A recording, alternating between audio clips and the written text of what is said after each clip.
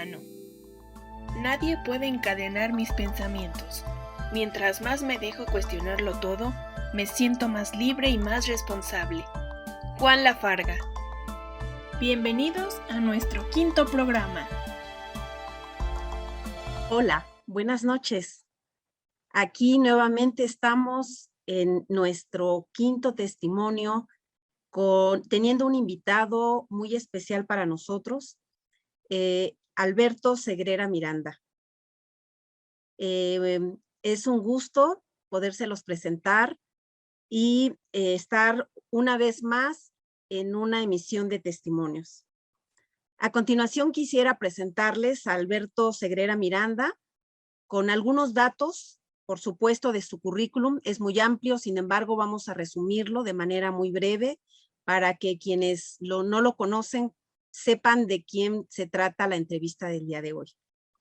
Alberto Segrera Miranda es un mexicano nacido en Cuba, licenciado en psicología, especialista en psicoterapia autodirectiva y maestro en educación.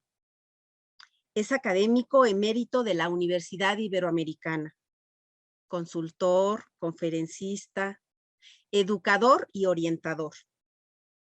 Coordinador general de la Asociación Iberoamericana del Enfoque Centrado en la Persona. Creador de la Red Internacional del Foro Internacional para los Enfoques Centrados en las Personas. Asimismo, él es director de los Archivos Internacionales del Enfoque Centrado en la Persona. Como se darán cuenta, hay una gran oportunidad para conocer mucho del enfoque centrado en la persona a través de Alberto. Él es escritor de artículos académicos especializados, así como coordinador y editor de libros en los que ha promovido la reflexión conceptual y la investigación, entre los cuales se encuentra la obra Consultorías y psicoterapias centradas en las personas y experienciales, que editó junto con otros 3 importantes autores. Por si fuera poco, Alberto es uno de los pioneros e iniciadores del desarrollo humano en nuestro país. Actualmente vive con su esposa en la Ciudad de México, disfrutando a sus 3 hijos y malcriando a sus 6 nietos. Y vean, el día de hoy tenemos a un gran invitado. Es un honor, Alberto. Gracias por los inmerecidos comentarios. Y además me gustaría agregar que Alberto es fundador de los programas de desarrollo humano en la Universidad Iberoamericana, que pues como ya Herminia nos dijo, él es de los pioneros en el desarrollo humano en México y además miembro actualmente del Instituto Nacional de Investigación en Desarrollo Humano, en el que impulsa todas las reuniones, no solo la investigación y la escritura de los desarrollistas, sino la calidad, porque es muy meticuloso para ese tipo de cosas y para muchas otras más. Así es que, ¿cómo no va a ser un honor tenerte aquí, Alberto? Muchas gracias por haber aceptado esta aventura del día de hoy. Y bueno, también, como ya saben, nos acompañan invitados que por su interés en los temas de nuestro invitado, les pedimos que nos acompañen, que lo acompañen a él para que no le esté hablando solamente a una camarita o a 2 personas, sino a un público que además esté interesado en las cosas que él hace. Y bueno, tenemos, les voy a presentar, son 3 invitados, 2 invitadas y un invitado. El día de hoy tenemos, en primer lugar, les presento a Brenda Monsaldo Venegas. Ella es psicóloga egresada de la FES Iztacala de la UNAM. Es fundadora del proyecto @com.emoción, que oferta servicios de acompañamiento psicológico a través de la modalidad de círculos de escucha, talleres, publicaciones y orientación. Es además facilitadora de procesos de acompañamiento psicológico para alumnos y lo ha sido en cuanto a conductas suicidas. Eso es muy interesante en alguien además tan joven. Bienvenida, Brenda. Muchas gracias por la presentación y buenas noches. Buenas noches, Brenda. Bueno, también hice un extracto de los currículums de todos, porque si no nos íbamos a pasar la noche leyendo los logros, porque la verdad todos tienen cosas muy importantes. Y en segundo lugar, presento a la doctora Patricia Suárez Castillo. Pati Suárez, como le decimos, o le digo yo, es doctora en Desarrollo del Potencial Humano por el Instituto Desafío, profesora de la carrera de Psicología de la FES Iztacala de la UNAM desde hace 23 años, si no es que un poquito más. Ha realizado además diversos diplomados para especializarse en procesos psicoterapéuticos desde los enfoques de la psicología humanista como la Gestalt y el modelo de reconstrucción experiencial. Tiene además amplia experiencia en docencia e investigación desde los enfoques cualitativos y lo principal es que es una persona maravillosa. Gracias, Pati, bienvenida. Muchas gracias, Roque, por la presentación y gracias por invitarme. Gracias, Pati, por haber aceptado. Y finalmente les presento a Javier Arturo Mena Gaxiola. Él es doctor en Desarrollo Humano y Educación con mención honorífica por el Centro Universitario Mar de Cortés del Estado de Sinaloa y profesor de tiempo completo en la Universidad Autónoma de Occidente, adscrito al Departamento de Ciencias Sociales y Humanidades y es integrante del Cuerpo Académico de Educación, Psicología y Salud. Cultiva las líneas de investigación de generación y aplicación del conocimiento en desarrollo de procesos académicos, gestión, innovación y tecnologías en educación e intervención psicoeducativa en fenómenos relacionados con la salud. Como ven, a un amplio espectro de la investigación y lo hace en desarrollo humano. Dedica su tiempo a la docencia, la tutoría, la investigación y como es un hombre del cual yo tengo testimonio de familia, a cuidar muy bien de su familia. Así es que, bienvenido Javier, muchas gracias. Muy buenas noches, gracias por la presentación y es un honor estar con ustedes. Gracias, Javier. Pues ya somos quienes el día de hoy vamos a acompañar a Alberto en esta privilegiada sesión. Y pues me toca comenzar haciéndole una primera pregunta a Alberto, a ver qué nos quiere compartir más de lo personal. ¿Quién es Alberto, el ser humano, la persona? Lo que gustes comentarnos de tu esfera personal, por favor, adelante, Alberto. Esa pregunta es de las más difíciles de responder. Creo que lo primero que me gustaría decir, que me nace, no lo tengo armadito, es que soy un apasionado de la verdad y la justicia.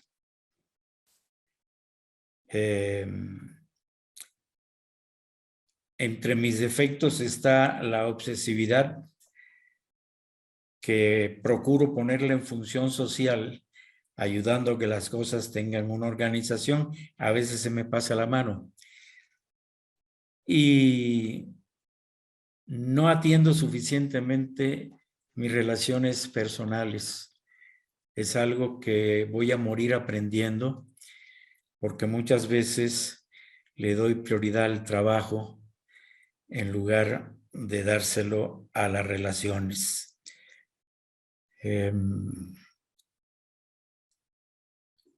los últimos años he procurado ir supliendo estas características y dándole más tiempo a la atención de lo personal antes que el trabajo. No sé, probablemente al responder las otras preguntas saldrán cosas personales, pero no me quiero extender demasiado en esto. Gracias, Alberto. Al contrario, gracias por compartirnos aspectos tan interesantes e importantes de ti en lo personal.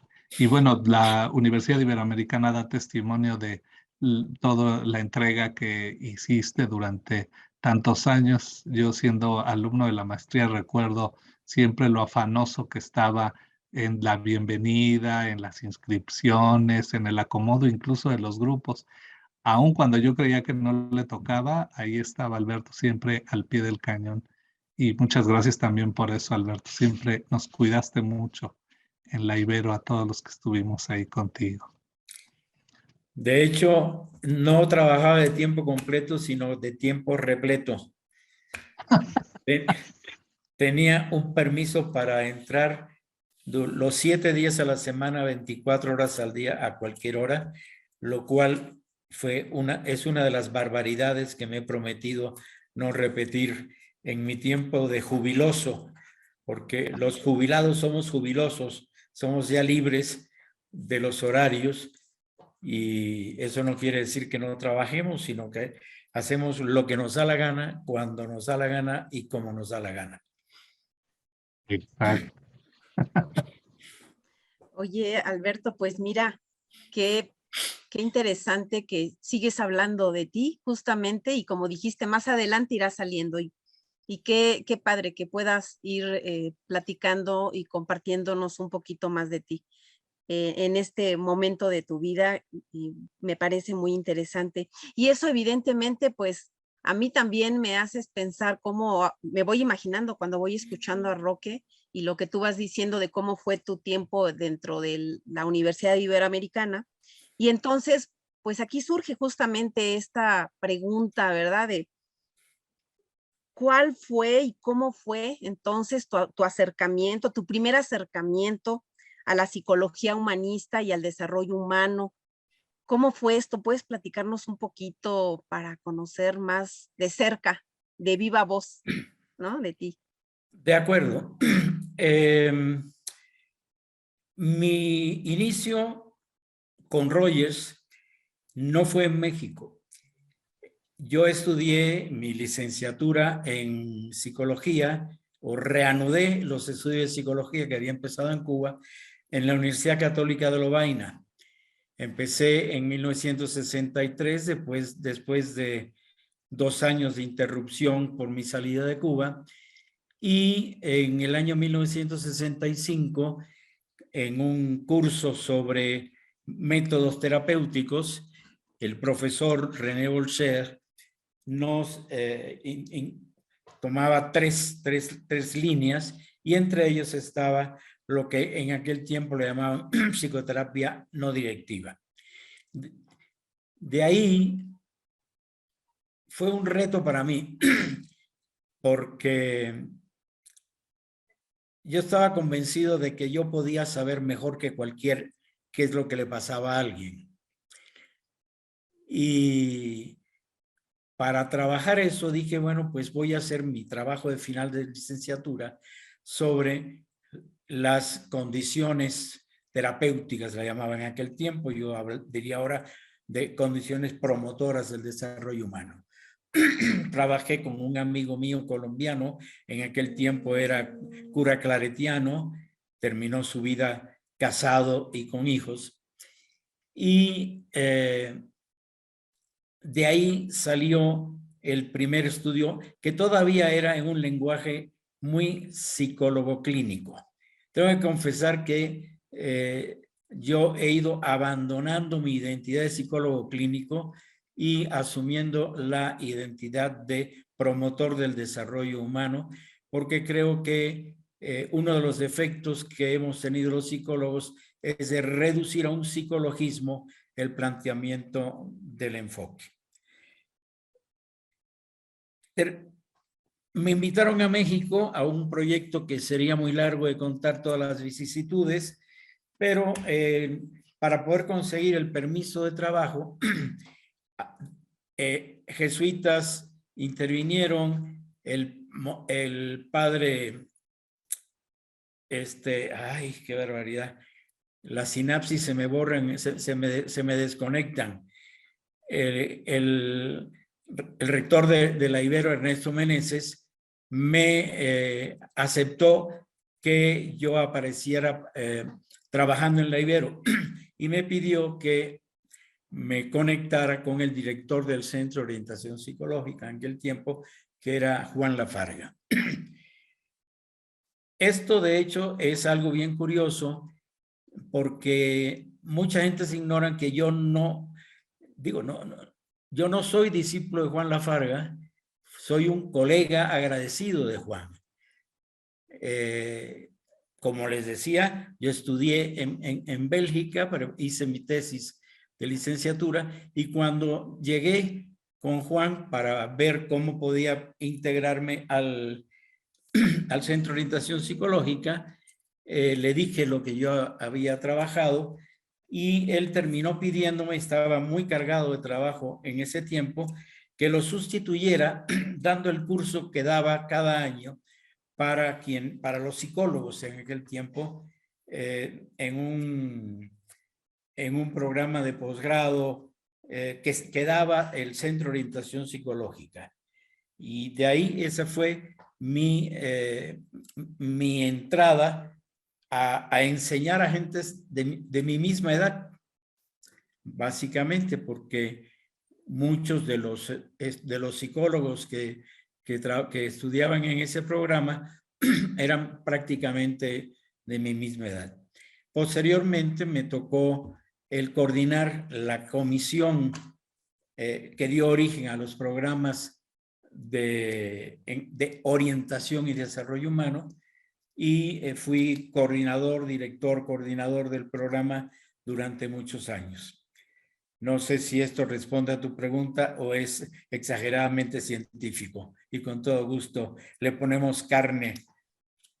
No, claro, pero como dijiste hace un momento, de cualquier manera va saliendo finalmente en otros momentos alguna información adicional, algún dato que para nosotros que nos permita, ¿no? Como ir enlazando. Fíjate, yo tenía la idea de que tu relación era vía, siempre escucho en todas las entrevistas la relación con Juan Lafarga, y es cierto, ahora que lo dices, tu vinculación fue por otro lado, ¿verdad?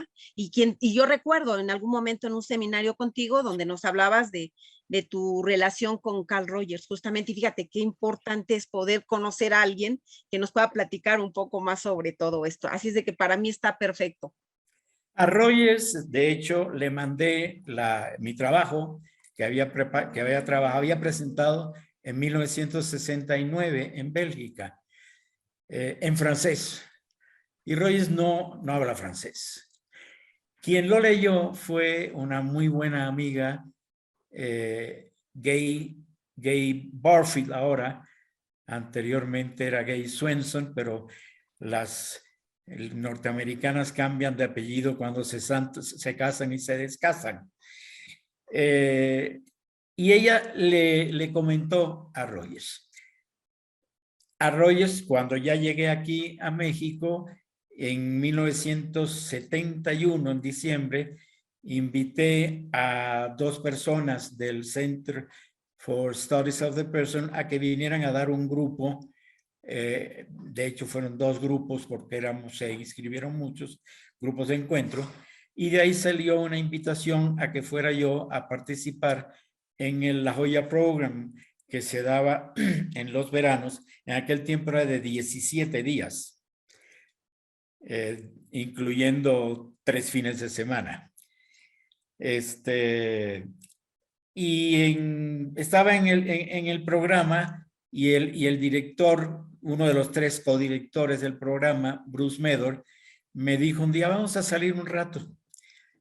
Y sin que yo supiera que terminó llevándome a la casa de Rogers, y esa fue la primera ocasión de un contacto más cercano con él. Él había estado en una sesión del programa y me preguntó qué me había parecido su participación, y le dije, pues la verdad es que en un momento dado me sentí como que fuera un chango que le estuvieran lanzando cacahuates para alborotarlo.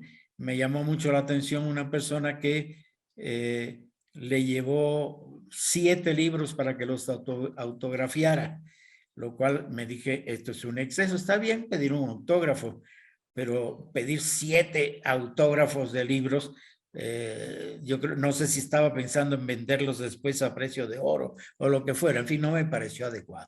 Pero de ahí empezó una relación que se fue profundizando. Yo, por una razón o por otra, fui a La Joya durante todos los años 70 y principios de los 80 una vez al año en promedio.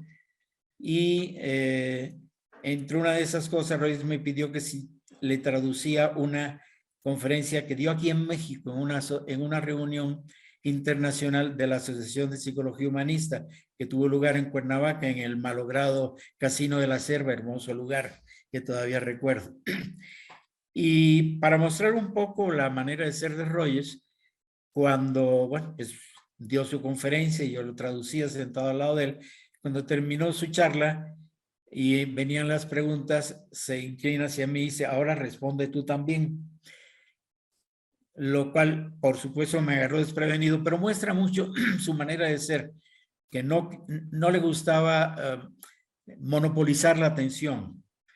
Esto lo pude ver en muchos momentos de la relación que mantuve hasta su muerte. Y para mí ciertamente es un privilegio, un honor y un enorme gusto el haber terminado siendo terminamos siendo amigos. Sí, y siendo amigos como tú haces las cosas, digo yo, porque tienes muchos buenos amigos que hablan de tu capacidad de bohemio y de que siempre en el plano de lo académico, pero siempre combinas muy bien esos dos elementos de la fraternidad con el otro y lo que te interesa a ti, lo académico, ¿verdad? Eso da cuenta de ello. Pues sí, yo creo que lo personal no está reñido con lo científico. De hecho, en las reuniones internacionales a las que participo con mucha frecuencia, soy conocido como el hombre del tequila, porque llego con 2 o 3 botellas de tequila e invito a probar tequila a todos los interesados. Es una Mira manera de folclórica, de acuerdo, pero de hacer presente que no es solo el pensamiento, sino es también lo personal, la relación, lo que es importante entre nosotros. Claro, sí. Y eso es ser un buen embajador, porque desde mi punto de vista eres el desarrollista humano mexicano más internacional que tenemos, porque te vinculas, como nos los has hecho saber y lo hemos visto con muchos personajes a nivel internacional y no te quedas en lo doméstico de casa y eso nos aporta mucho a todas y a todos. Así es que muchas gracias por eso también. Y de tu respuesta anterior, Alberto, de lo que te preguntaba Herminia, a mí me queda muy claro que tú efectivamente eras un colega de Juan Lafarga, lo cual te permitió o te permitiste tú mover con mucha libertad en hacer tus propuestas y decir de la manera como tú lo has vivido, el desarrollo humano, esto de hablar de enfoques centrados en la persona, proyectarte hacia lo internacional y múltiples otras cosas que en tus textos se puede uno dar cuenta de que se asoma ese criterio propio que a veces quienes nos consideramos que emanamos de una raíz, a veces sentimos, como decía Freud, que traicionamos al padre si decimos algo que no compete. Pero creo que tú no has tenido tú has tenido más bien esa libertad, te la has dado tú, porque tampoco es que nos obligara algún discurso de Juan a hacerlo, pero pues así son las cosas, ¿verdad? A veces.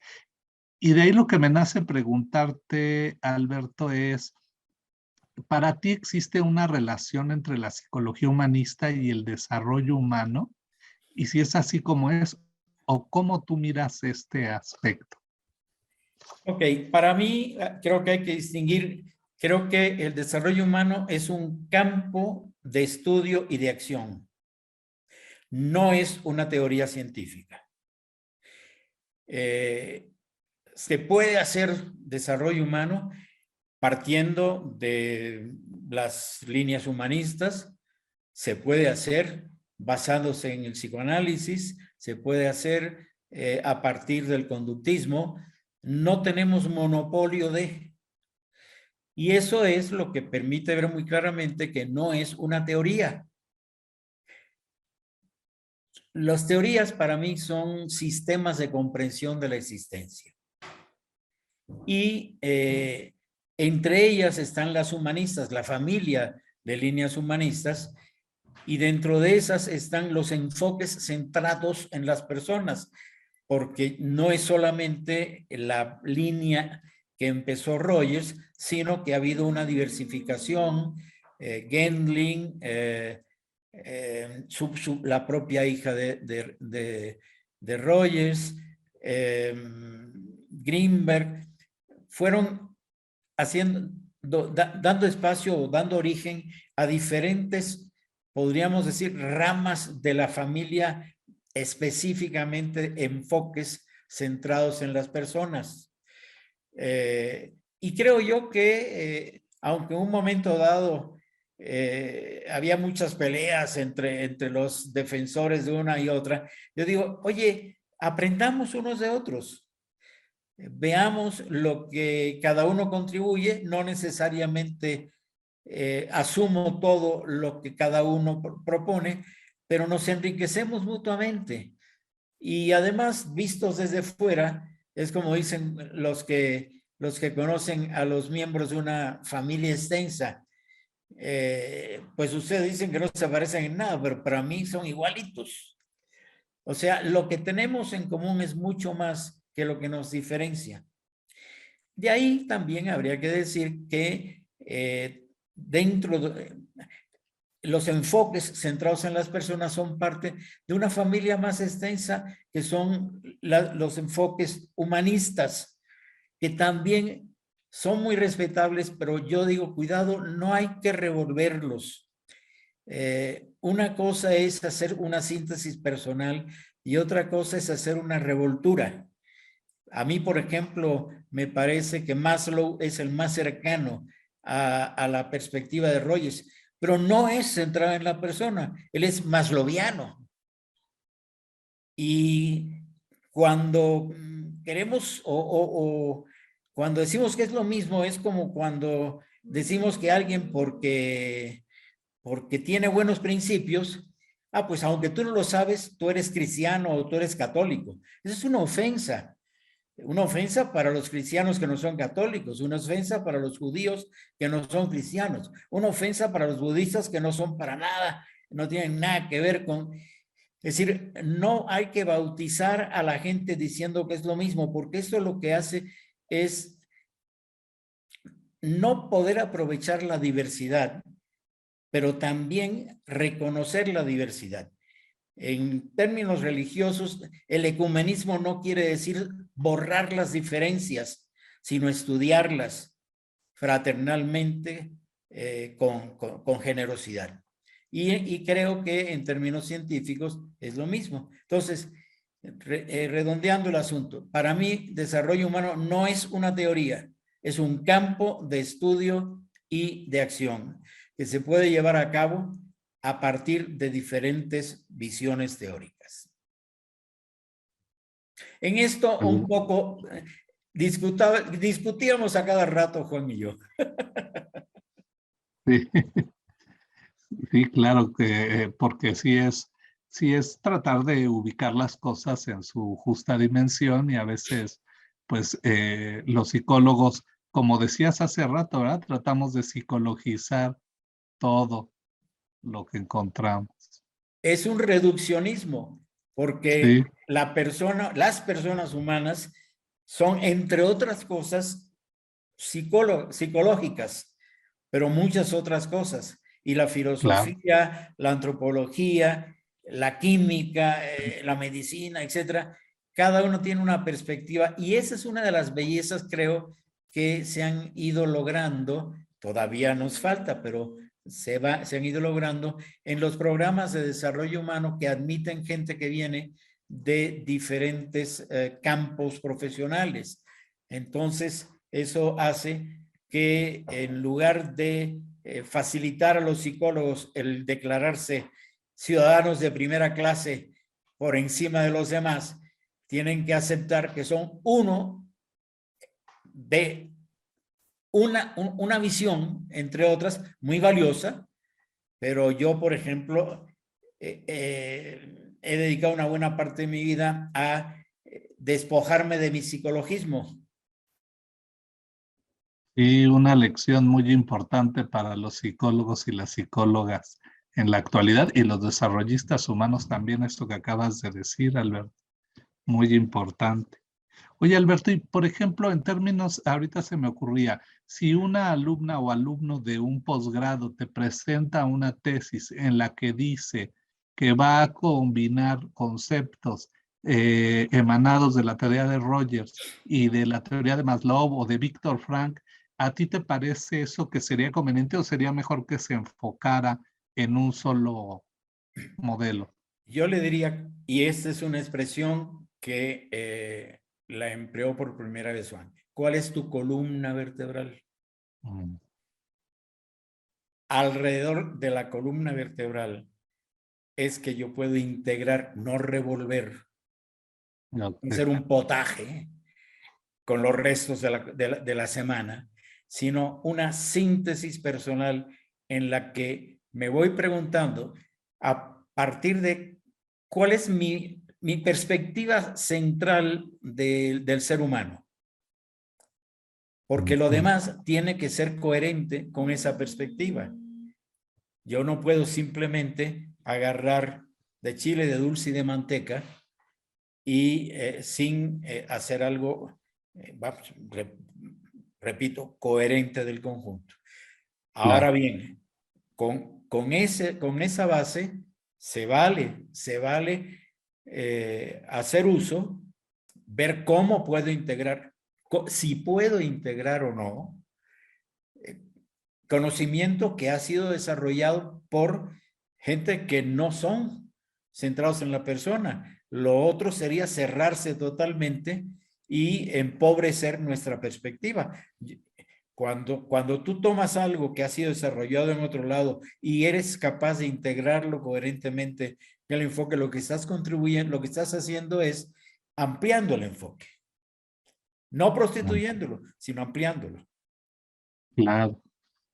Claro, oye, muchas gracias, muy, muy claro y muy importante esto para que las jóvenes y los jóvenes que también escuchan este programa o lo ven, pues puedan hacer una reflexión al respecto, que están a punto de hacer su tesis o haciendo sus tesis, es importante saber esto.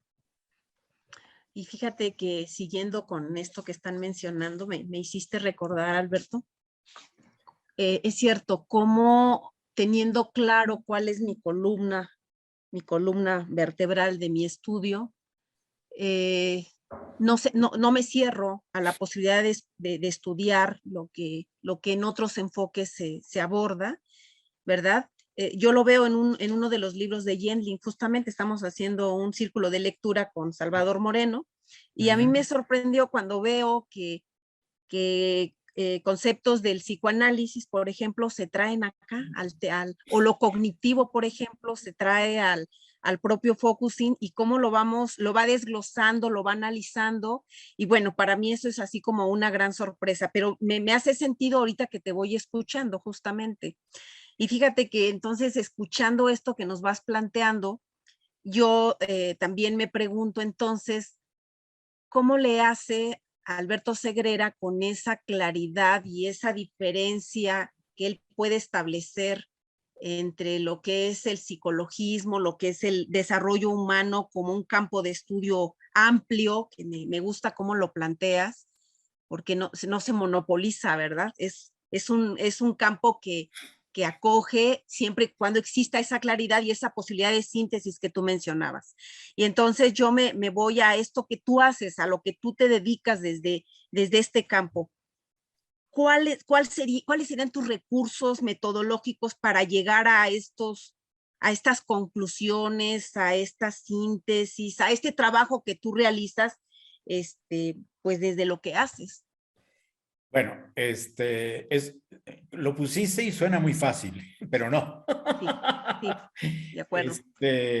A ver, empecé yo a estudiar a Rogers en el año 1965. Saca la cuenta. De hecho, lo primero cuando yo empecé a estudiar psicología en Cuba, lo primero que se llama fue psicoanálisis. Como dato anecdótico, cuando el primer tema que yo pensé hacer mi trabajo de final de licenciatura, por supuesto que por razones exclusivamente científicas, era la masturbación en el adolescente desde el punto de vista psicoanalítico. Repito, por motivaciones simplemente científicas en mi caso. También creo que lo que me ha ayudado desde el principio es que yo estudié una psicología tanto en Cuba como en Bélgica, en que la filosofía ocupaba un lugar muy central. En México, una buena parte de las escuelas de psicología son herederas de la medicina y posteriormente del conductismo, que por cierto tuvo un gran papel en defender la independencia de los psicólogos con respecto a los médicos. Pero falta en una buena parte, en todo caso, de las licenciaturas en psicología, la base filosófica. Y yo creo que al inicio de las opciones está la filosofía. ¿Cuál es mi visión del ser humano? Pues son principios filosóficos antes de psicológicos. La libertad, la búsqueda de la plenitud, eso es filosofía. Y muchas veces, a veces, incluso Rogers partió de un empirismo gringo notable. En esto, tú mencionabas a Gendling. Gendling es un austríaco, su pensamiento es germánico y era filósofo. Gendling llegó a la psicología a través de la filosofía. Cuando empezó a tomar clases con Rogers en Chicago, él estaba en un programa de filosofía. Es más, hacia el final de su vida, trabajó mucho más en los aspectos filosóficos de su teoría que en la psicología, que de todas maneras es notablemente amplio. Hay mucha gente que hace focusing, focalización. Yo siempre me empeño en utilizar términos en español para todo. Hay su gran libro que muchos no conocen, se llama La experienciación y la creación del significado. Experiencing and the Creation of Meaning. Y ese lo leí yo en los años 60 y tantos, cuando estaba haciendo mi trabajo de licenciatura, y me encantó. Vamos, no hay que negarse a ver en qué medida un conocimiento que ha sido desarrollado por quien sea, lo puedo integrar o no, pero a partir justamente de cuál es mi base de concepción del ser humano, de perspectiva sobre los seres humanos.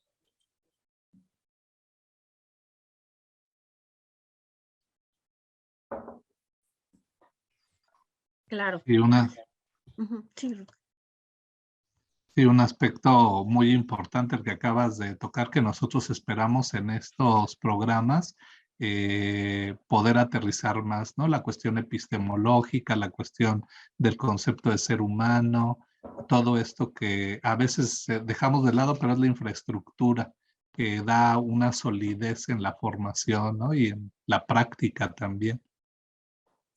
Yo creo que justamente hay que tomar en cuenta que en términos generales las escuelas humanistas y específicamente los enfoques centrados en las personas tienen una base de fenomenología y de existencialismo. La fenomenología como elemento epistemológico. Conocemos a través de fenómenos, de apariencias. Muy, muy raramente podemos establecer un contacto que no sea a través de estas manifestaciones. Los fenómenos son manifestaciones. Y el existencialismo nos permite no negar la esencia, pero sí reconocer que la existencia es aquello que nos permite el conocer lo único de cada uno de los seres humanos, porque la esencia es la misma la que tenemos. Hombres y mujeres tenemos la misma esencia humana, donde nos diferenciamos, y qué bueno que se está atendiendo mucho más de lo que hace algún tiempo se hacía a las diferencias entre hombres y mujeres. Esto es a partir de, no de la esencia, sino de la existencia. Entonces, fíjate cómo vuelvo a plantear la importancia de reconocer lo filosófico como base para opciones en desarrollo humano. Excelente, sí. Coincidimos plenamente contigo, Alberto, y creo que también lo hemos aprendido de ti por los textos que hemos leído en los que tú lo insinúas y además lo patentizas pues en la profundidad de las reflexiones que nos compartes en algunos de ellos. Y bueno, tampoco quiero dejar monopolizar con Herminia la palabra. No sé si nuestros demás invitados, invitadas e invitado quisieran comentarle o preguntarle algo a Alberto. Si están listos, adelante. A mí me gustaría aportar esta parte que me parece muy interesante sobre usar la libertad y la búsqueda de la plenitud, ¿no? Como un ejercicio o como un recurso metodológico, ¿no? En mi trabajo de preparación para los estudiantes que están haciendo investigación, ¿no?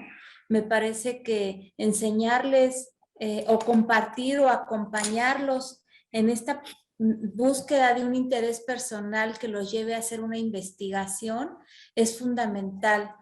Siempre he creído que cuando uno les da temas o cuando uno les da objetivos o cuando uno les da tareas en encargo, ellos no se involucran, no logran interesarse por eso que es en realidad hacer un proyecto de investigación, ¿no? Entonces, cuando escucho esta parte de decir, bueno, que estos temas que les interesen a ellos, que sean parte incluso de sus propias trayectorias, de sus propias vivencias, les permitan en verdad adentrarse en una temática de investigación, pues los hará eso, ¿no? Encontrar todos los recursos metodológicos que los lleven pues a crear esa parte del conocimiento que ellos están interesados y que los atraviesa como investigadores de cada uno de sus proyectos, ¿no? A mí eso me parece muy interesante. Y cuando yo dirigía tesis, ya hace algún tiempo que no lo hago, les pedía como primer elemento para elaborar un proyecto de tesis a los estudiantes que me respondieran 3 preguntas. Una, ¿cuál es tu motivación personal? ¿Qué te mueve? ¿Qué hace que para ti sea valioso esto en términos personales? Segundo, ¿cuál es el valor científico? ¿A qué quieres contribuir a responder una pregunta científica? Y tercero, ¿cuál es la utilidad social de lo que quieres trabajar? Me acuerdo de una persona que es valiosísima, no voy a mencionar su nombre ni demasiados detalles, que en donde estaba trabada era en la primera. Tenía muy claro todo lo demás, pero ¿qué es lo que la movía en este caso? Era una mujer valiosísima, por cierto. Era qué es lo que ella quería responderse a sí misma en su vida. Tiene que ver con lo que mencionabas. Es decir, decirle a alguien, te voy a asignar un tema, es una marihuanada. Hombre, cuando damos clases, pues tratamos de temas y entre esos temas pueden aparecer cosas que le llaman la atención a una persona a otra. Pero imponer un tema es una chifladura. Y a veces muy frecuente ocurre en la academia, ¿no? Que investigadores para abonar a su investigación, pues seducen a los estudiantes en algunas de estas cuestiones que a veces pueden ser provechosas, pero la mayoría de las veces, como dice Patti, no responden a sus intereses. Voy a ir más lejos. Hay grandes profesores que han hecho su carrera obligando a sus estudiantes a trabajar proyectos para enriquecer el currículum del profesor. Es correcto. Es No voy correcto, a mencionar nombres y en todas las universidades de México existen. Así es, en Y luego, todas.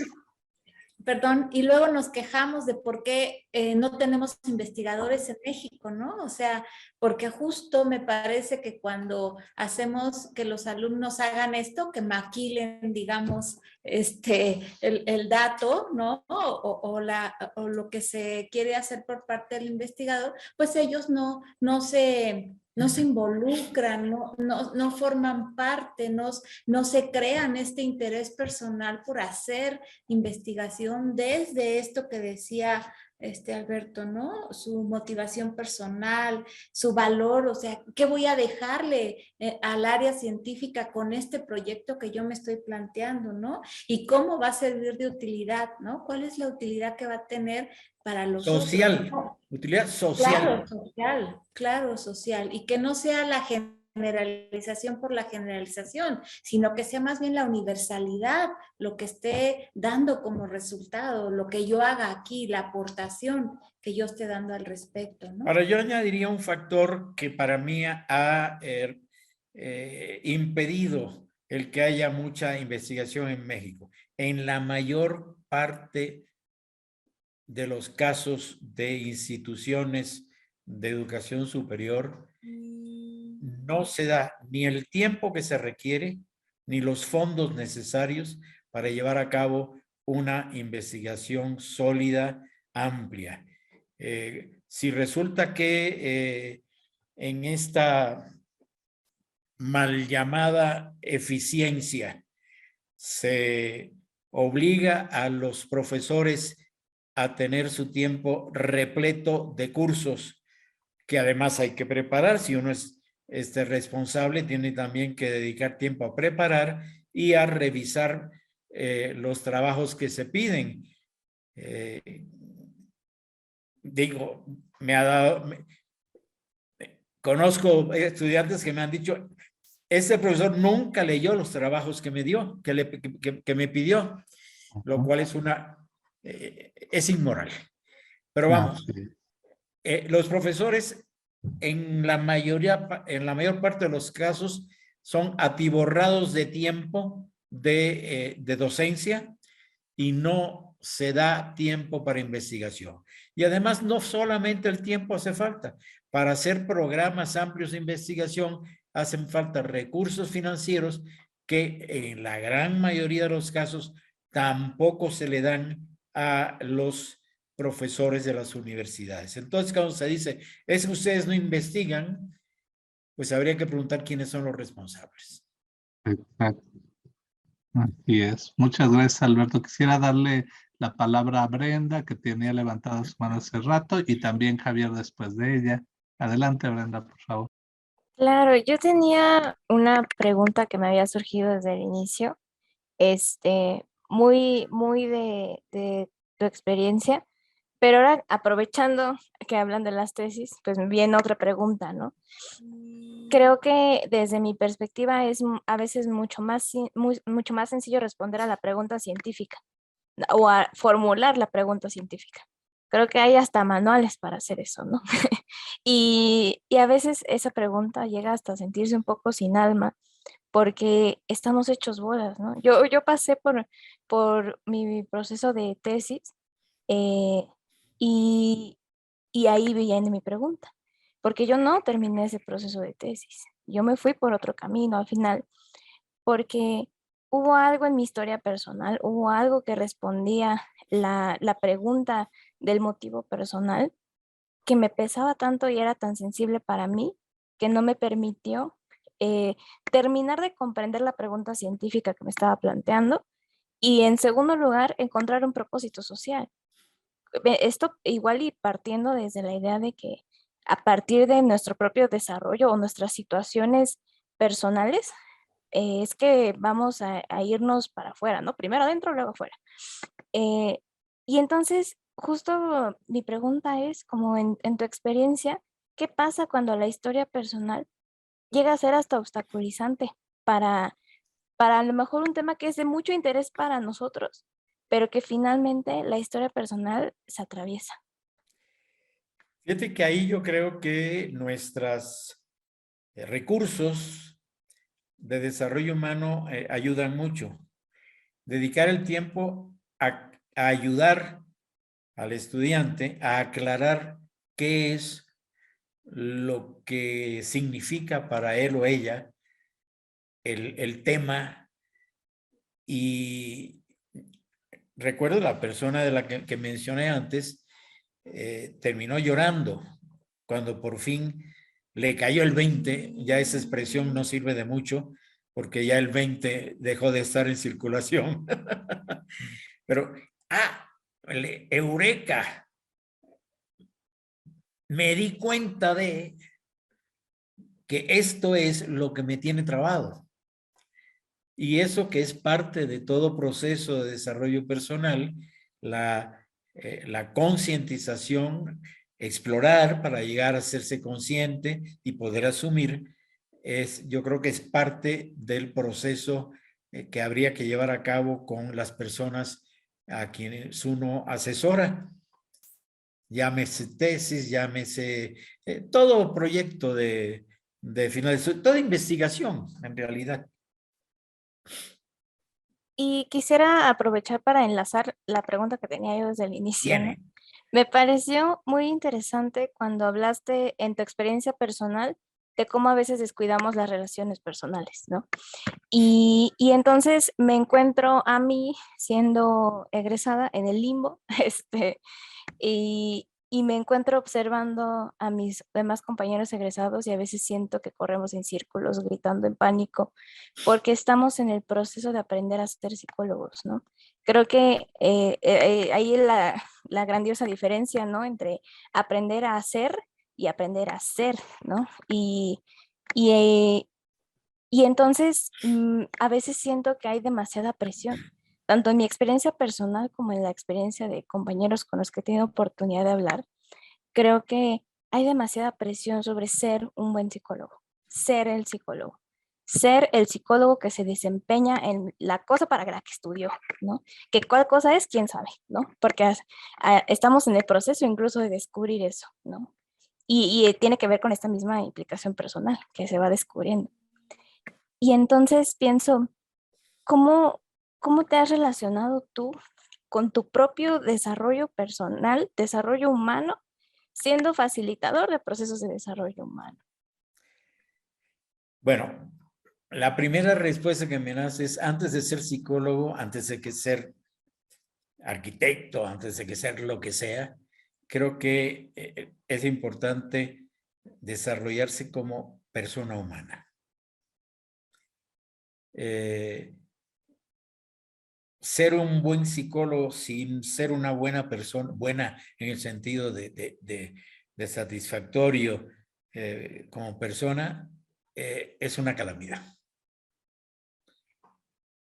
Y yo confieso que ha habido momentos, no solo momentos, temporadas en que me dediqué a ser un buen psicólogo, un buen profesor, una serie de cosas antes de ser un buen amigo, un buen padre, un buen esposo. Y entonces no funciona nada. Por otra parte, cuando se dice que no hay que presionar a la gente, yo digo, no hay que torturar a la gente. Pero me acuerdo que Rogers alguna vez me decía que no sabía si le gustaba estar cerca de mí, porque yo lo obligaba a hacer cosas que él no necesariamente quería hacer. A lo cual yo le respondí, no, yo no te obligo a nada, pero si a mí hay algo que me digo esto es valioso, pues voy a darte argumentos de lo que yo pienso que es valioso y a ver si logro que tú también participes en ello. La expresión que usé, la voy a traducir, es el que se valen los empujoncitos cariñosos. Porque hay momentos en que estamos también trabados o ni siquiera trabados, sino quedamos en la inercia, muchas circunstancias diferentes. Y el que alguien nos diga, órale, vamos a ver, ¿qué te falta? ¿Cómo te puedo ayudar? Oye, ¿vale la pena esto? ¿Quieres hacerlo? Eso, que algunos consideran que es una herejía para una persona del enfoque central, la persona, digo, no, animar a alguien es bueno, con tal de que no impongas. Yo por eso digo que para mí lo de no directivo lo traduzco en no impositivo. La expresión de Rogers de no directivo la empleó, estamos hablando de finales de los años 40, principios de los 50 del siglo pasado, 70 años, para distinguirse diciendo, mira, yo no hago lo que están haciendo la mayoría de los que trabajan ayudando personas, que es imponerle lo que tienen que hacer. Y muy rápidamente abandonó la expresión de no directivo. Primero habló de centrado en el cliente y luego, para hacerlo más amplio, porque no solamente se trata de la parte de psicología, centrado en la persona. Es la maravilla. Si yo en un momento dado me centro en la persona y veo que le puede ayudar el que yo lo anime, lo voy a hacer. Y no por eso dejo de ser centrado en la persona y no por eso soy directivo. No soy, además, toda persona tiene dirección en la vida. O sea que hablar de no directivo como que no haya direcciones, claro que hay direcciones, lo que hay es que respetar las direcciones de las personas y no imponer la propia. Muchas gracias por tu respuesta. Me quedo pensando en, justo me había clavado en esta idea de los egresados corriendo en círculos pidiendo ayuda y luego pensé en las experiencias que he tenido con compañeros de comunidad, ¿no? Las experiencias de apoyo, las experiencias de decirnos, vamos a reunirnos un día en la semana y vamos a hacer esto y vamos a hacer aquello, ¿no? Y gracias a ello han surgido muchas cosas. Claro. Y ha sido muy, muy bello como ir creciendo juntos. Entonces, gracias por recordarme eso también. Gracias a ti, Brent. Javier, adelante. Sí, Alberto, nuevamente qué gusto poder tener la oportunidad de estar platicando en esta charla. Quiero hacer una aclaración. Alberto, me diste clases en Los Mochis, Sinaloa, en el 2006. El enfoque centrado en la persona. Y al principio de esta charla, tú haces comentarios que uno de tus defectos es ser obsesivo. Recuerdo que en las instrucciones que nos dejaste en las tareas, pues hasta que te metiste en la configuración de los trabajos, cómo debemos de entregarlo, y eso a mí me generó un gran conflicto. Pero tuve que desaprender muchas cosas que las considero yo que me contaminaban mi persona. Y ahorita hasta eso, yo como docente los pido a mis estudiantes, los capacito para eso y son enseñanzas que aparentemente no, pero sí son sumamente relevantes para el proceso formativo de los estudiantes. Y algo que también, pues muy importante que comentas que, bueno, el desarrollo humano es un campo de estudio y de acción. Híjole, para mí ha sido un proceso de transformación porque he roto mi propio esquema como persona bajo los proyectos que yo tuve desde mi infancia, que tuve que desaprender muchas cosas y que gracias al desarrollo humano reaprendí, me hice mejor persona, aprendí a escuchar mucho, me gusta mucho escuchar y yo, de hecho, yo soy hiperactivo y considero que soy un buen escuchante. Y al observar mi entorno social, Alberto, aquí entra el detalle porque me dedico a la investigación en la Universidad Autónoma de Occidente, veo personas como yo estaba, o sea, que delegan la responsabilidad a todo mundo, que no se hacen responsables, que no están enfocados en su persona, sino en el otro.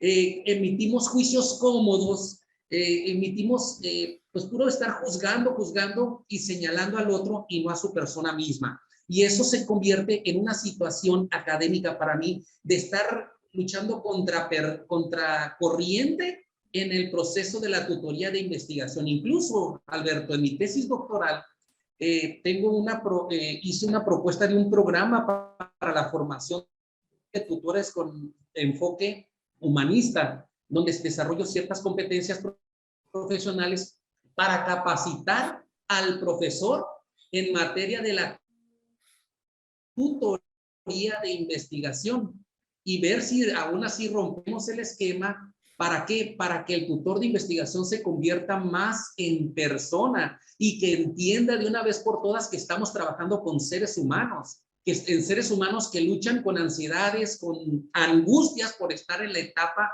de la construcción de la investigación a través de hacer ciencia en la metodología de la investigación. Entonces, con base pues en estos comentarios, ¿cuál consideras, Alberto, que puede ser una alternativa para que el estudiante viva de más cerca la investigación en torno ya sea al estudio del enfoque centrado en la persona o del desarrollo humano mismo? Bien, antes que nada espero que ya te hayas reconciliado con mis obsesividades, al menos en parte. Una de las prostituciones del enfoque centrado en la persona, es decir, lo importante es aprender a aprender. Sí, es importante aprender a aprender, pero como profesor yo también tengo responsabilidad en que aprendan un material, un contenido. Es muy fácil renunciar a lo segundo y volverse el profesor Barco que todo el mundo ama. Durante muchos años a mí me conflictuó esto. Actualmente digo, a la chingada. Si alguien no me quiere porque cumplo con mis responsabilidades, pues no soy monedita de oro. Cuando estamos formando profesionistas, profesionales y estamos formando investigadores, tenemos que aprender también las reglas del juego. Las bases en primer lugar y las reglas del juego. Cuando yo decía, cuando me entregan tiene que ser con 2.5 centímetros de margen arriba, abajo, a derecha, izquierda. Y ese es uno, no te atragantes. Es que así hay que presentar para que se publique. Y un trabajo que no se publica, que no se comparte, es un trabajo absolutamente inútil. Las tesis que se acumulan en los estantes de las bibliotecas y que no llegan a un público más amplio y que tristemente a lo mejor, no sé si tú has hecho has ido a la biblioteca de la universidad y has visto si tu tesis está llena de polvo o si alguien la ha leído, porque todo trabajo que uno escribe es una carta. Es una carta que uno envía a través del correo científico y la ilusión es que alguien me responda. Pero antes que me responda, es que sea útil, que sea valioso, que valga la pena. Y para ello, uno de los elementos que tenemos que manejar es es el lenguaje común que facilite la comprensión de lo que yo quiero transmitir. Yo puedo escribir como me da la gana, pero eso, si no tomo en cuenta determinados elementos, a ver, el manual de la APA no es una Biblia, pero sí es un acuerdo de lenguaje común que facilita la comprensión y la comunicación. Ya últimamente han llegado a masturbación mental en determinados detalles y llega un momento en que uno dice, mire, a la porra, yo llego hasta aquí, pero no soy esclavo de. Una de las últimas cosas que me ha tocado es que ya yo no sé cómo referirme a una persona sin insultar a otra. Porque con todas las distinciones de los gringos sobre lo que es o no políticamente correcto, realmente termina uno mudo, porque lo que diga va a ser mal interpretado. Pero fuera de eso, la idea detrás de estas reglas, son reglas, sí, son reglas que se acuerdan por personas que conocen del asunto, que permiten una sana comunicación, una comunicación fluida.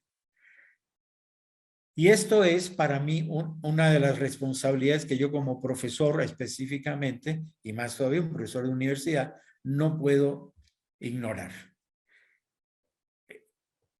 Yo les decía a mis alumnos cuando recibía un trabajo con faltas de ortografía, mira, un trabajo tuyo es como una tarjeta de presentación. Me entregas una tarjeta a alguien para que te contrate, para que te conozca. Si la tarjeta está arrugada, sucia, le faltan pedazos, pues ya difícilmente la persona te va a responder. Pues eso es lo que son las formas, los elementos de forma de un trabajo. El que la tarjeta de presentación sea limpia, tersa, atractiva. No me arrepiento, al contrario, cada vez estoy más orgulloso porque estuve a punto de mandar a volar eso para buscarme el caerle simpático a la gente. Pero eso es renunciar a ser uno mismo para comprar el afecto. Entonces, claro, no puedo, para comprar el afecto, no ser fiel a mis principios. Has sido fiel, Alberto, que esto que estás diciendo ahorita conecta perfecto con la siguiente pregunta, que tiene que ver con esto que tú hablas de la comunicación y el aporte social. Y tú has generado, al menos que yo y que Herminia tenemos presentes, dos instrumentos que son valiosísimos para los estudiantes, los estudiosos del desarrollo humano, de la psicología humanista en general. Uno de ellos son los archivos internacionales del enfoque centrado en la persona, que a mí me parece un instrumento muy atinado, muy valioso. Y por otro lado, ahora una red social en la plataforma de Facebook, que además nos permite tener esos ojos puestos en el mundo que tú has ido siguiendo muy ampliamente. Nos gustaría, si nos puedes platicar un poquito más de ellos, en qué consisten, cuál es el sentido para ti, aunque ya nos lo empiezas a anticipar en tu respuesta anterior, y hacia dónde van estos dos instrumentos, Alberto. Ok, lo de los archivos tiene su origen en mi trabajo de final de licenciatura. Yo estuve un año entero leyendo y reuní mil, ya sea capítulos, artículos de enfoque central en la persona entre el año 1966 a 68. De hecho, era una caja de zapatos, literalmente una caja de zapatos con fichas de las antiguas de 3x5 en que anotaba uno el contenido, etcétera. Y ese es el origen de lo que después fue los archivos. Cuando llegué a México y empecé a trabajar en la Ibero, pues lo primero que hice fue, bendición, hay una computadora. Entonces puedo poner en memoria de mi computadora estos diferentes trabajos. Y luego dije, bueno, pues si resulta que estos trabajos, esta computadora, están en memoria, pues los puedo compartir. Entonces, hay dos elementos en los archivos. El que es más conocido es el de las referencias. En este momento yo tengo más de 40 y tantos mil referencias diferentes en 7 idiomas de trabajos sobre el enfoque sobre los enfoques centrados en las personas. Cuando alguien me dice, es que no hay bibliografía al respecto, le digo, no has buscado. Lo que pasa es que también somos flojos y queremos que nos lo den así masticadito. Oye, éntrale. A ver, yo soy bruto.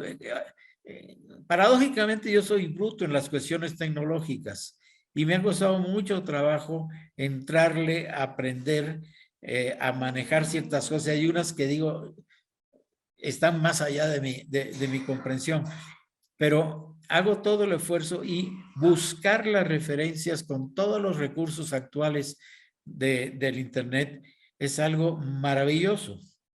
Entonces, ahí hay uno. Y luego, en lo posible también, fui reuniendo y hay 14,000 y tantos trabajos que han sido digitalizados y que tengo que volver a conectarlos porque ya saben que en las universidades hay burocracias que a veces dificultan la ciencia, pero quiero que estén de nuevo a la disposición de la gente. Sobre todo, estos son de los trabajos de los inicios. Ya la explosión es tal que, pero hay trabajos, por ejemplo, los que publicaron en forma restringida en los trabajos de discusión del Centro de Orientación Psicológica de Chicago, son de una riqueza impresionante. Hay varios de Gendlin, entre otros, Herminia. Y lo que yo he buscado es rescatar ese material que no es de acceso fácil para que pueda estar a la disposición de la gente. Entonces, básicamente, esta línea sería más de reunir, sistematizar, catalogar material científico. Y el otro aspecto, como ven, es lo científico y lo personal, que no está reñido, el poner en contacto a la gente. Hubo la red iberoamericana del enfoque centrado en la persona que desapareció porque era un grupo en Yahoo y Yahoo eliminó todos los grupos. Y de la noche a la mañana me enteré que no existíamos.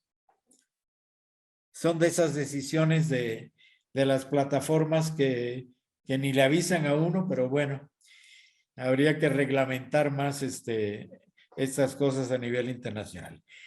Y desde hace, pues que serán 3 años, quizá no recuerdo bien, empecé en Facebook este foro internacional para los enfoques centrados en las personas, que actualmente cuenta con 5,700 y tantos participantes de todo el mundo. Cada uno escribe o manda mensajes de lo que le da la gana. Hay una petición de que tenga relación con con los enfoques centrados en las personas, pero no es un no hay un policía. Yo cuando no la veo le digo, oye, ¿me puedes explicar qué relación tiene esto con lo que es el objetivo del grupo? Y yo empecé con esto desde la versión anterior, porque mucha gente me decía, es que pues somos 2 o 3, hay la sensación de un hongo solitario que no tiene relación con nadie más, está en lo profundo del bosque y cree que es el único hongo. Y bueno, puede ser que seamos hongos, pero somos muchos los hongos y los hongos podemos conectarnos. Y esto permite el conocer, el entrar en relación, el establecer relaciones. Esa es básicamente la red que en Facebook. También otra cosa que inicié fueron los foros internacionales del enfoque centrado en la persona, que el 16º, si no recuerdo mal, va a tener lugar en Italia en noviembre. Y cuando empecé y que se lo propuse a Rogers, pues yo estaba reuniendo bibliografía para mi curso en diciembre, en las vacaciones de Navidad, y me dije, qué interesante sería conocer a estos autores. Estoy hablando esto fue en el año 1980. Y digo, sí, pero pues ni tengo la lana para ir para viajar a ver a cada uno, ni sé si me van a recibir. Hombre, ¿y qué tal si yo los reúno? Entonces empecé así a hacer unos planes mafufos. Hago un congreso para 2,000 personas y de cada 20 le puedo pagar el viaje a uno. Y reúno a los 100 que más o menos tengo identificados, como en aquel tiempo serían la gente que había trabajado más. Y dije, no, pero pues, si yo tengo que atender a 2,000 personas, no voy a tener tiempo para ver a los 100 que quiero. Y terminé diciendo, bueno, y si hago una reunión que para mí lo especial era, no es de los expertos y los oyentes, sino todo el mundo parejo. Una de las características de los foros es que no hay conferencistas magistrales, sino que el que quiera presenta y bueno, te garantizamos que vas a tener un lugar, pero quién sabe si vas a tener público. Y a mí me ha tocado, por ejemplo, fui a ver a una persona de Europa Central que estaba, una amiga y yo, éramos los dos que estábamos escuchándola. Y era muy interesante lo que dijo. Pero, vamos, la idea es, en igualdad de nivel, dar la ocasión, primero de conocernos, de tener relaciones personales, de compartir aquello que trabajamos, que nos interesa, ya sea de teoría, de recursos, talleres, etcétera, de buscar formas de trabajar en proyectos y de divulgar también los trabajos. De ahí surgieron de los foros internacionales los encuentros iberoamericanos.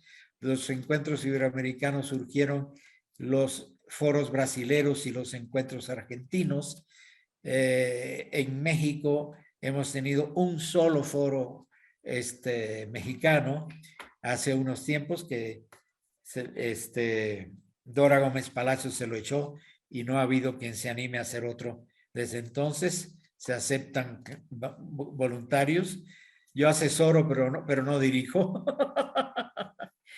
En fin, buscar el que tengamos espacios de reunión. No son los únicos que existen. Ustedes conocen otros tipos de reuniones. No hay un modelo, un único modelo de reuniones centradas en la persona. diferentes objetivos, diferentes públicos, diferentes intereses, llevan a organizar diferentes tipos de actividades y una no es mejor que la otra. Pero bueno, creo que con esto te he respondido más o menos de qué tienen todo esto en común. El poner a la disposición de gente materiales, ocasiones de conocimiento, de relación entre los que trabajamos las teorías de este tipo. Y muchas gracias, Alberto, y reafirmo que son instrumentos valiosísimos, invaluables para nosotros. Muchas gracias.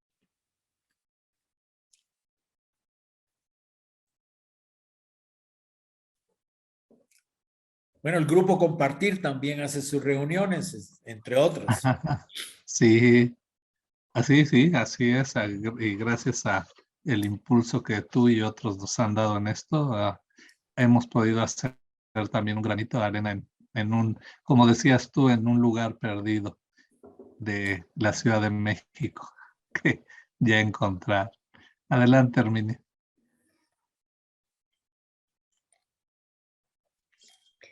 Pues ahora que vamos hablando de todo esto y de toda esta labor tan titánica que has realizado y que te escucho platicárnoslo con mucha emoción y obviamente reconociendo que también necesita haber otras personas que también, ¿no?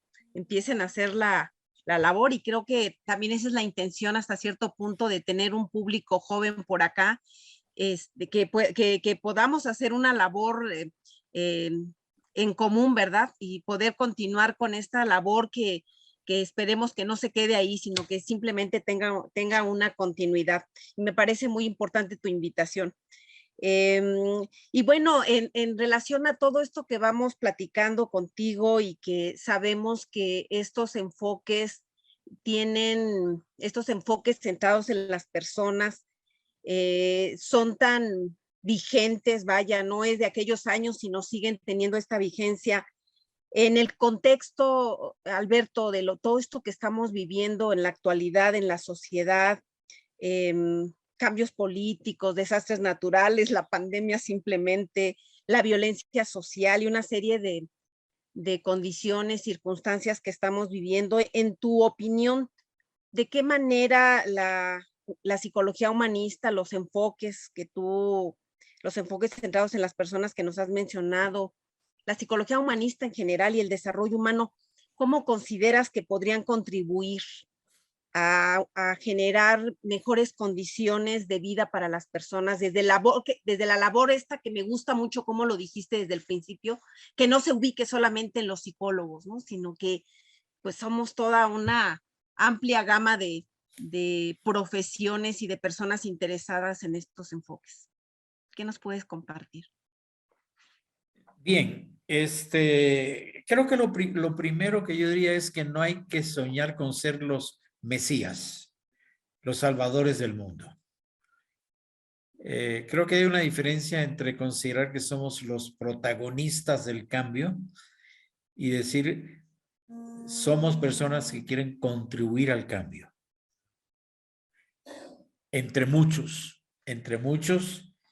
y unir fuerzas con los que podemos considerar que tienen elementos en común. Voy a poner un ejemplo muy de actualidad. La guerra en Ucrania.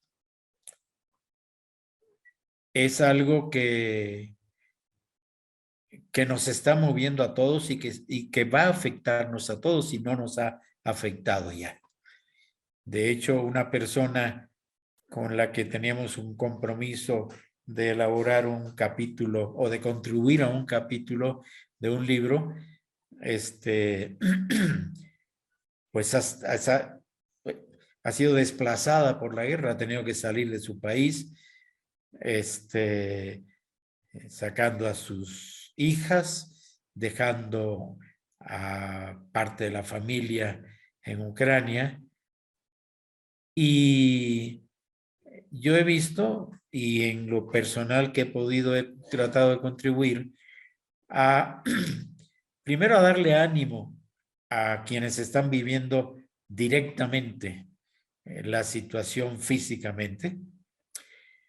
Segundo, en mi opinión, a no convertir en demonios a todos los rusos, que es una de las tentaciones que tenemos de nosotros y ellos, sin distinguir personas, y reconocer que hay también personas en Rusia que están sufriendo, entre otras cosas, pues están teniendo la opresión de no poder manifestarse, porque el manifestarse puede costarles la cárcel y otras cosas. Y eso lo digo por experiencia propia, porque yo he vivido el no poder hablar en el país donde nací. Entonces, ni querer ser los mesías, ni dejar de hacer lo que podemos hacer. Y el otro día respondí una pregunta parecida y decía, y no dejar tampoco de vivir nuestra vida. Es decir, no podemos olvidar mi paz interior o procurar mantener una paz interior al mismo tiempo que me intereso por lo que hay. En nuestros países también hay algo que está haciendo desde hace ya mucho tiempo muy, muy difícil, y es la repercusión de la polarización política. No hay que negar que en México hay una polarización tremenda política, pero no somos el único país. En América Latina hay varios ejemplos, Brasil, por ejemplo, de Argentina, de una división terrible que lleva a que la gente no solo se deje hablar, sino que empieza a odiarse. Y yo creo que si algo podemos admitir es que hay una expresión clásica, religiosa, que dice: se odia al pecado, no al pecador. Y yo diría, yo puedo decir que estoy totalmente en contra de unas ideas, unas acciones, pero no debo olvidar que la persona o las personas que lo llevan a cabo siguen siendo personas, y que en la medida de lo posible yo voy a procurar el seguir manteniendo un diálogo en el respeto mutuo, en que podamos confrontar nuestras diferencias. Entonces, no te estoy respondiendo con recetas de acciones concretas, sino un poco con lo que decía, decir, cuáles son las ideas filosóficas que nos pueden servir de base para llevar a cabo una acción. Y fíjate que ahorita que te escucho hablar de esto, me haces recordar lo sucedido el fin de semana, ¿no? Con el foro, lo que ocurrió el fin de semana en el foro que se realizó, y que efectivamente podemos abrirnos a escucharnos desde nuestras diferencias. En los grupos se observaba, ¿no? Había diferencias, por más que estemos identificándonos, ¿no? Con una línea dentro del desarrollo humano, y sin embargo podíamos hablar, podíamos compartir, podíamos diferir y al mismo tiempo conversar, vaya, dialogar, y creo que eso fue algo muy, muy importante, y que para mí fue como el aspecto viviente de esto que estás mencionando, ¿no? En el contexto justamente de muchas cuestiones que estamos viviendo, y por otro lado, pues del gran tema, ¿no? Ahorita que hablabas de la paz interior y que por ahí te escuchaba, pues justamente el tema del cuidado, ¿no? Del cuidado de nosotros, que andamos por la vida queriendo transmitir todas estas cuestiones, pero ¿dónde estamos parados? Y me gusta y me hace sentir, te voy a confesar, como muy ligera, corporalmente hablando de lo que he aprendido por acá con Salvador Moreno, y te voy escuchando y me siento muy tranquila, ¿sabes? Como muy conectada y muy relajada de irte escuchando. Es lo que te quiero compartir además. Sí, y es importante el que yo no, a ver, no es egoísta cuidarse a sí mismo.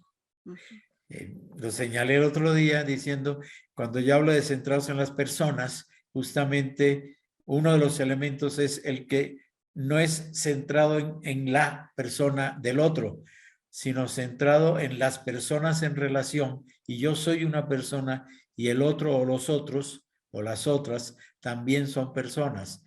Y no puedo dejar de cuidarme a mí mismo, porque eso terminaría siendo el que me desinflo, se me acaban las pilas, viene como dicen los gringos, el burnout, la quemazón. Y es importante el que una y otra vez nos alimentemos y busquemos las formas de tener una vida satisfactoria en ese sentido, en nuestra vida personal. Sí, Alberto, y cuando dices esto, me recordaron ustedes a una ocasión una participante en un grupo de crecimiento que ya había participado, bueno, en un taller de desarrollo personal, ya había participado 3 años. Y un día estando ella en una reflexión sobre un proceso en el que andaba, de pronto se quedó callada y dijo, y cuando le preguntamos más bien que qué le pasaba, dice, es que me acaba de caer un 20. Bueno, ahora ya los 20, como dices, no se usan, pero a ella le cayó. Y decía, ya me di cuenta, yo me preguntaba, ¿cómo de que esto es desde el enfoque centrado en la persona? ¿Cuál es la persona? ¿Cuál persona? Dice, y me acabo de dar cuenta que la persona soy yo. Y eso realmente me impactó. 3 años después, ella se cimbró de darse cuenta de la importancia de estos procesos individuales que no son, como dices tú, marcados con el egoísmo, sino hacia la trascendencia, ¿no? Hacia poder vivir una vida colectiva más saludable entre todas y todos.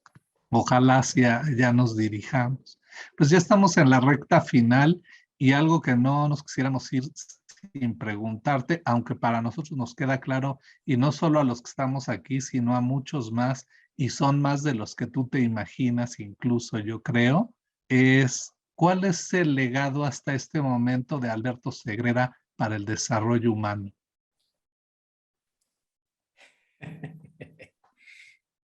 Mi compromiso y mi pasión.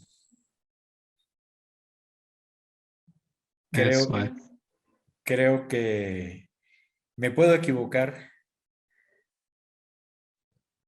pero prefiero equivocarme asumiendo la responsabilidad y los principios e ideales y poniéndolos en acción, que cuidándome, siendo entre comillas prudente, porque pues el que no hace nada nadie lo critica. Ok, acepto que me critiquen, pero estoy satisfecho conmigo mismo en ese sentido. Qué intensamente padre sonó eso. Muchas gracias, Alberto. Y no sé si a nuestros otros invitados, invitadas e invitado, les quede algo en el tintero que no les gustaría irse, ya sea sin comentarle a Alberto o sin preguntarle. Órale, anímense. Exacto, aprovechando que lo tenemos aquí. Sí, yo nada más darle las gracias por su apertura, por tu sencillez. Reafirmo mis convicciones y en gran parte te lo debo, Alberto. Muchas gracias, gracias de corazón. Y bueno, por mi parte, sigue pidiéndole a tus estudiantes que cumplan con lo que debe hacerse para llevar a cabo una investigación decentemente. Claro, por supuesto. Y bueno, yo por mi parte agradecer, ¿no? Agradecer este hermoso cierre que haces diciendo y que me lo quiero llevar como aprendizaje, ¿no? Que somos personas que quieren contribuir al cambio, ¿no? Sin dejar nuestra vida y procurando la paz interior, ¿no? Yo creo que eso es lo que yo me quiero llevar en este momento, ¿no? Muchas gracias. aunque no es nada fácil. Por supuesto que no, por supuesto que no. Cuando alguien se queja de todo el trabajo que da, le digo, ¿y quién dijo que la vida es fácil? Y como decías, ¿no? Justo aprendiendo de nuestros errores, porque creo que se aprende más de los errores que de los éxitos. Gracias. Sí. Gracias. Brenda. Y a mí no me queda más que sumarme al agradecimiento. A veces me es muy fácil sentirme muy novata y agradezco que en tu experiencia haya encontrado un reflejo de la mía, ¿no? Particularmente en esta parte de la importancia que tiene cultivarnos como personas a nosotros mismos, la importancia que tiene nuestra pasión y nuestro compromiso como legado. Yo agradezco mucho esas lecciones y pues nada, es todo lo que tengo que decir. Yo quisiera comentar algo más. Viene. Te voy a confesar, Alberto, que tenía la impresión de que hoy iba a escuchar solamente a la biblioteca andante, ¿no? Te voy a confesar que para mí escucharte el día de hoy, y por eso te lo comenté hace un momento de cómo me sentía corporalmente, porque me llevo una grata sensación de escuchar a Alberto, la persona como tú eres, sin caretas, tal como eres. Eso me hace sentir como en confianza y con una sensación de mucha gratitud hacia ti por este momento, por este testimonio que yo espero llevarlo pues en este caso, a quienes me interesa de entrada rápidamente, a mis alumnos, a aquellos que están haciendo tesis, ¿verdad? Y de verdad te lo agradezco mucho. No quería irme sin comentártelo. Te lo agradezco. No solo mi único interés no es simplemente ver las correcciones de capítulos de libros. Okay. Creo que lo sabemos y ahora mejor, Alberto. Yo quiero agradecerte infinitamente desde el corazón tu claridad, tu honestidad y los retazos de sabiduría que fuiste regalando durante toda la conversación, que son como pequeñas joyitas que nos van a servir a todas y a todos si aprendemos a escuchar lo profundo que nos has dicho el día de hoy. De verdad, muchas gracias por seguir aportando en este proceso. Yo les agradezco la oportunidad y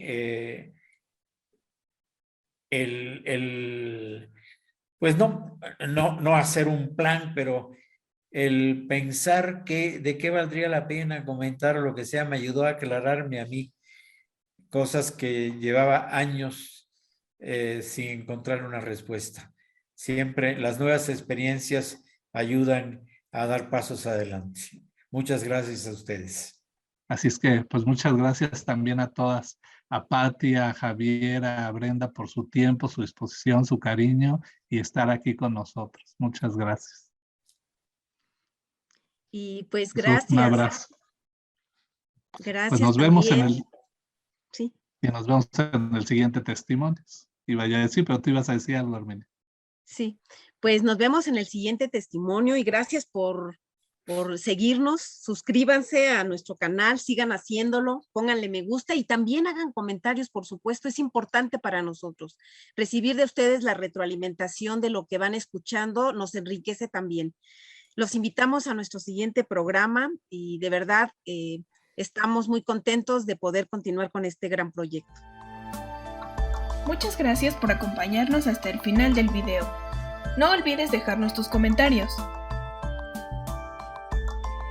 Recuerda suscribirte y activar la campana de notificaciones.